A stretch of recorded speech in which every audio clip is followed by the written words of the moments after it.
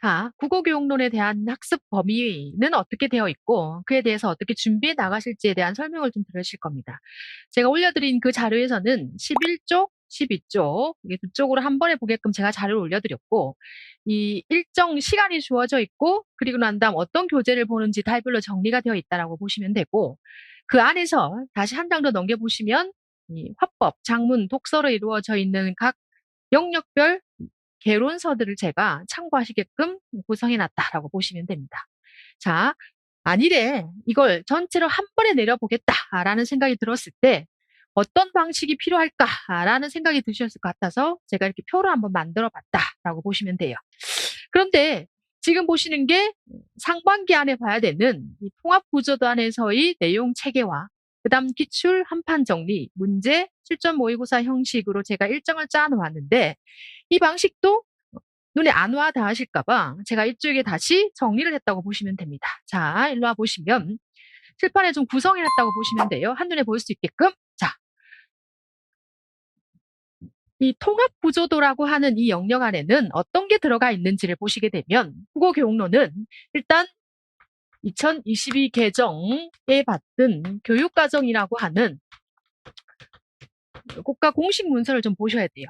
근데 그 안에 지금 2015 개정에 들어가 있는 교육과정에 대한 내용 정리가 필요하다고 보시는 거지.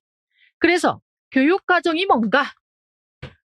여러분 중등교사 시험을 준비하고 계시니까 중학교 1학년부터 고등학교 3학년까지 이 학생들에게 적어도 국어교과에서는 이런 것들을 가르쳐야 한다라고 하는 항목별 지침서라고 보시는 거죠. 그럼 이것이 국어교육론 영역 안에서의 출제의 기준이 되고 그 내용은 다시 방금 보여드렸던 각 영역별 화법, 장문, 독서에 들어가 있는 심화, 개론서와 연관성이 있다라고 보시는 거죠. 그럼 이 심화 개론서가 주요 내용이 교육과정으로 들어가는 거라고 보실 수 있다라는 거죠. 그리고 난 다음, 자, 세 번째는 일단 이 교재까지 들어갔을 때는 2015 개정 교육과정에 맞춘 교과서 학습활동이 정리되어 있다고 보시면 돼요. 그런데 자, 2025학년도가 되면 3월에 맞추어서 또다시 2022학년도에 맞춘 교과서가 내년부터 다시 나올 거라고 보시면 됩니다. 그래서 그에 맞춘 교과서 분석반 교재가 새로 다시 4월부터 저랑 같이 보실 거예요. 왜? 4월에 나오니까 제가 정비해서 4월에 보겠죠. 그러면 지금 이 통합구조도 안에는 교육과정과 각 영역별 심화 개론서와 교과서가 정리되어 있다라고 보시는 거예요.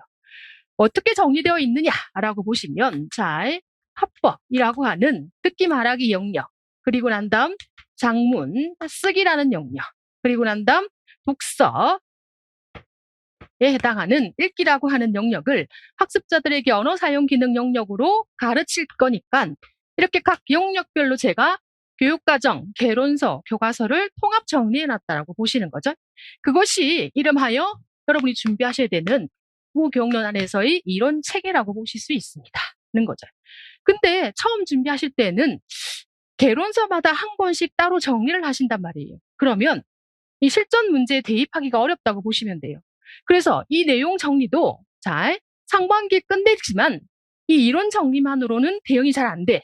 이 이론이 내가 푸는 기출 문제에 어떻게 적용되고 있는지를 바로 동시에 보셔야 합니다. 그리고 난 다음 그것이 이렇게 적용 연습이다 라고 하는 것으로 동시에 이루어주셔야 됩니다. 그래서 이론, 기출, 적용 연습. 이건 제가 적용 연습 표지를 좀 만들어 놓은 거고 이렇게 문제지 형식으로 세 영역이 나간다고 보시면 되고 문제지 해설지가 분리되어 있다라고 보실 수 있다라고 하는 거죠. 그러면 자, 기출 문제는 이건 제가 분석해드린 답안이 구성되어 있는 즉 지문 분석 연습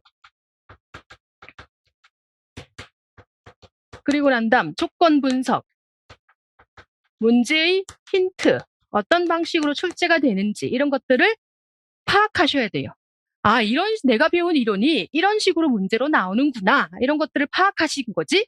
그런데 이건 5개 중에 하나를 골라내는 시험이 아니라 분석해서 응용해서 재구성해서 쓰시는 시험이기 때문에 본인만의 사고력을 정리하는 그리고 난 다음 이 문제와 관련시켜서 예상 내용을 정리하는 이런 노트 같은 것도 필요해요. 근데 이건 선택적으로 하시면 돼요. 파일을 제공해 드릴 테니. 자, 초수생은 좀 하기가 힘들겠죠.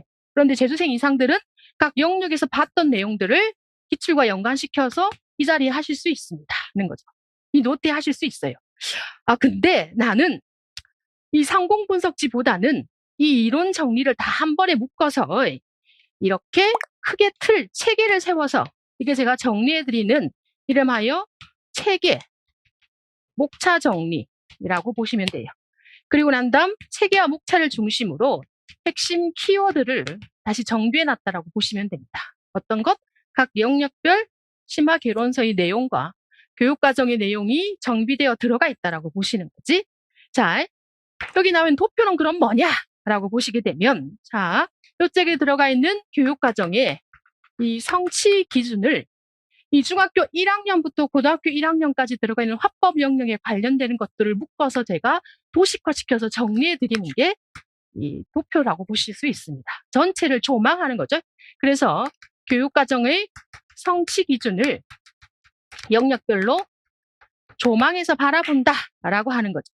제가 여기까지 상반기 학습 일정으로 항상 잡았는데 시험의 변화 경향성을 보았을 때 올해는 상반기 안에 동시에 진행하겠다라고 보시는 거죠. 그래서 이 적용 연습이다라는 이름을 뿌린 이유는 교육과정이 구체적인 지문 속에 들어갔을 때 어떻게 적용되고 있느냐라는 거였어요.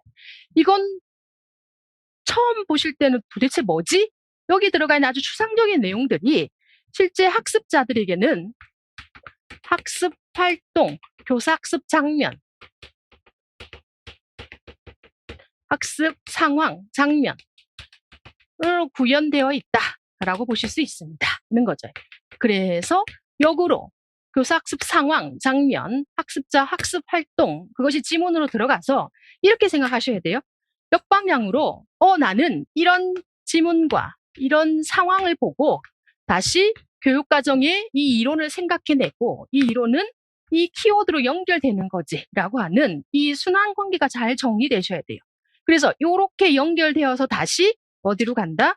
이 한판 정리본에 들어가는 방식으로 보신다는 거죠. 그러면 일정을 어떻게 짰느냐라고 보시면 일단 1, 2, 3, 4, 5, 6이라고 하는 두 달 체계로 구성되어 들어가면 자, 다시 보실까요? 그럼 이게 다시 이해가 되실 수 있어요. 전체 6개월 안에 여기 보시면 이론 정리, 문제 적용, 기출, 1, 2월 합법, 그 다음 3, 4월 작문, 5, 6월 독서, 22 교육과정에 맞춘 교과서가 다시 3월에 출간되면 추가해서 넣어서 본다. 이렇게 전체 한 바퀴를 돌리고 다시 7, 8월 문풀, 그리고 난 다음 모의고사까지 정리한다. 모두 다 한판 정리본 안에 통합시켜서 키워드를 정리한다. 이 기준을 세운 상태에서 이 통합구조도 속에 들어가 있는 각 영역별 개론서 내용들은 추가 보완해서 다시 문풀에서도 제가 적용해서 보고 이 내용들을 구성해서 통합구조도에 꾸려놨다라고 보시면 됩니다. 라고 하는 거죠. 자, 그리고 난 다음 이쪽에 보시면 방금 앞에서 설명드렸던 방식대로 교육과정, 심화개론서, 교과서, 그리고 난 다음 문제 적용, 기출, 한판 정리본이라고 하는 그 방식이 도식화시켜서 들어가 있죠.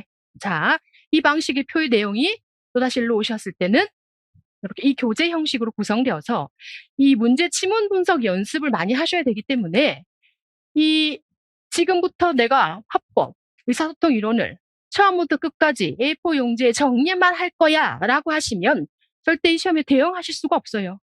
중간고사, 기말고사 방식으로 대비하시는 것에서 좀 전환하셔야 합니다. 반드시 어떻게 출제되고 그것이 이런 문제 상황으로 구현되었을 때 나는 역으로 다시 올라갈 수 있느냐. 그래서 알짜배기 핵심 키워드를 문제 지문보에서 뽑아서 쓸 수 있느냐. 이 방식으로 준비해 들어가셔야 되기 때문에 자, 이론 정리하시는데 시간을 좀 줄이셔야 돼요. 그래서 이론과 동시에 한꺼번에 보시는 방식으로 진행해 가겠다라고 보시는 거죠. 자, 국어 교육론 설명은 여기까지 드리도록 하겠습니다.